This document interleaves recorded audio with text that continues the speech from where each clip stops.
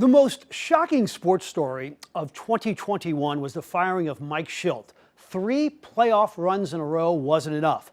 Stepping front and center now is 35-year-old Oliver Marmol, who's always been highly regarded in the organization. For more on Oli, let's go to Jupiter and check back in with Ahmad Hicks. Ahmad, take it away.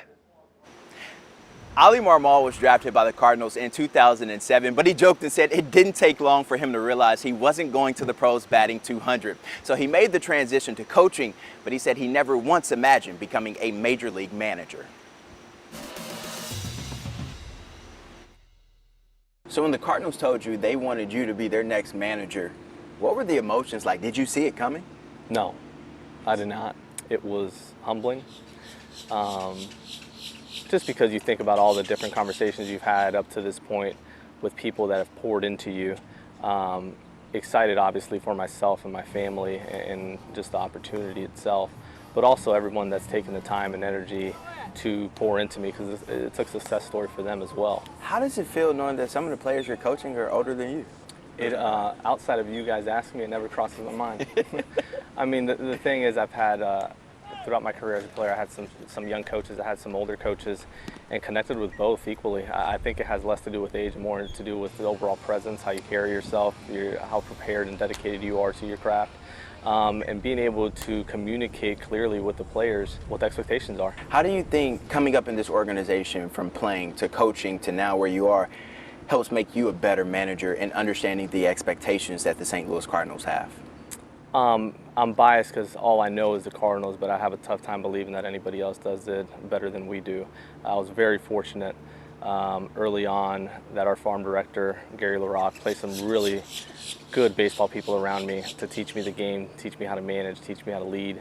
And it was intentional on his part, and I was intentional on my part to ask a lot of questions. The Cardinals, you can consider it a World Series drought. Fans are a little spoiled in St. Louis. How do you plan to restore the glory days for St. Louis and get them back over the hump? I wouldn't say so much back over the hump. This organization prepares to compete every single year. It never takes a year off. Winning the World Series is tough. I'll tell you right now that we are not optimistic, or even, I think there's a big difference between being committed and being convicted about winning. And when I speak to that group every morning, there's a group that has complete conviction as to what's needed in order to win. Obviously, in sports, there's always adversity to overcome. No shortage of it for you right now with Jack Flaherty, one of your top pitchers, going to be out for a couple of months. How do you guys plan to deal with that adversity? I'm sure every team has that next man up mentality, but what are you preaching to your guys? Yeah, we've had that here for a while. We have a clubhouse that has an unbelievable culture and unbelievable leadership within itself without staff members, and then you add the staff and it only multiplies that. So for me, it is tough to not break with Jack and break with Alex Reyes, but the reality is we have some strong dudes in there that are going to find a way to pour into the next guy to step up. And when those guys get back, we'll be that much stronger. Last year in the playoffs, the Cardinals failed to bring in some runs against the Dodgers, and everybody talked about this offseason, how they needed to acquire a big bat. You guys didn't do that, but why do you think this is still a team that's going to be competitive? Combination of things. When we speak of St. Louis, immediately people go to 2 areas, and it's usually, they usually pitch well and play good defense. At times they mention the base running. Our goal is to create a culture around not just the base running and the defense and the pitching here, but identity around our offense. And that's going to be important for us. It's how do we want other teams to experience us when they come play us? And we're placing a lot in how we want that to go. How exciting is it for you to be the manager of this franchise with the young nucleus of talent that you guys have, the Liberators, the Jordan Walkers, the Nolan Gormans, the Wands? How exciting is that for you? It's very exciting, and not just because they're good athletes and have a good skill set of being able to get outs for Libby and some of those guys, or being able to drive the baseball over the fence like Gorman and Yepez and the rest of that group. Walker's extremely exciting as well.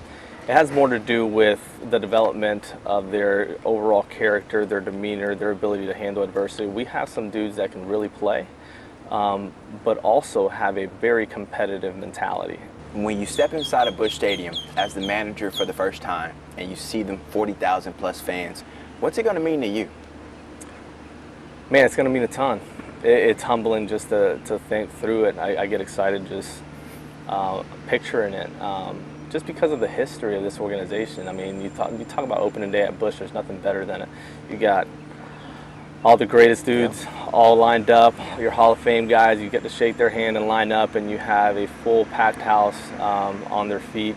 It gives you chills every time you think about it. So to be able to lead this organization as a manager with the group of guys that we have today that's going to be fun. We asked Adam Wainwright about Oliver Marmol and him being the new Cardinals manager. He said he's paid his dues, he's earned this job, and they can't wait to play hard for him. With photographer Tom Stasiak, I'm Ahmad Hicks. We'll be right back.